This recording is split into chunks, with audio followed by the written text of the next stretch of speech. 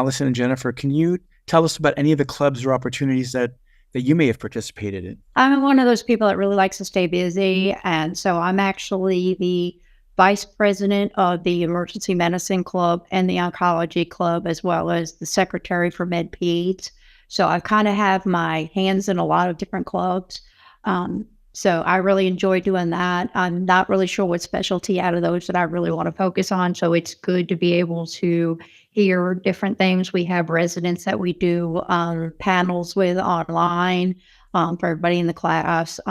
We recently did a CPR and triage skill lab for emergency medicine. So there's always something to do with the clubs on campus.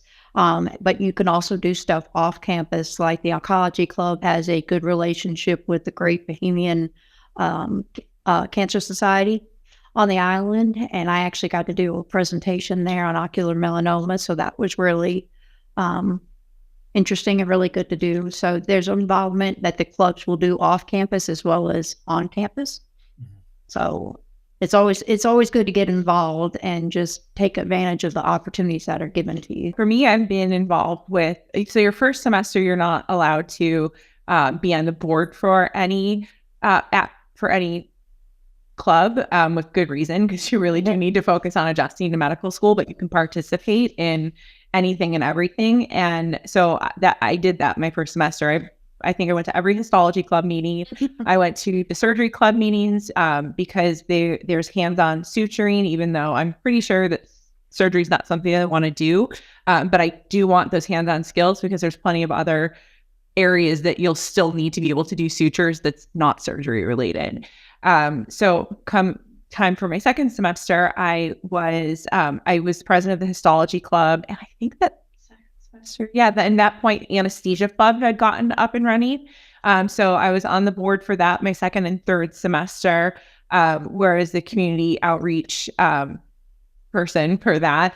And we had different events where we were IV clinics. So we're learning how to put in lines so basically creating opportunities that we don't necessarily fit into the curriculum, but just because it's not in the curriculum itself, there's still plenty of opportunities to learn these skills.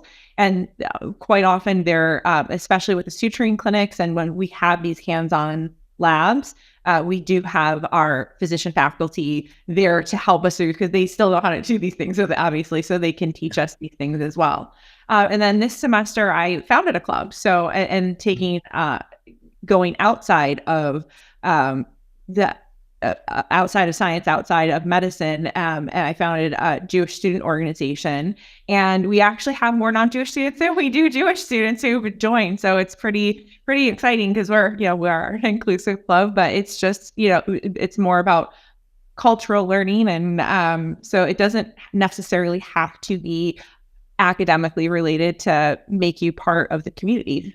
Yeah, on that note, there's also there's a couple other groups that are on campus that are not medically based. So it just all depends on, what you're looking for.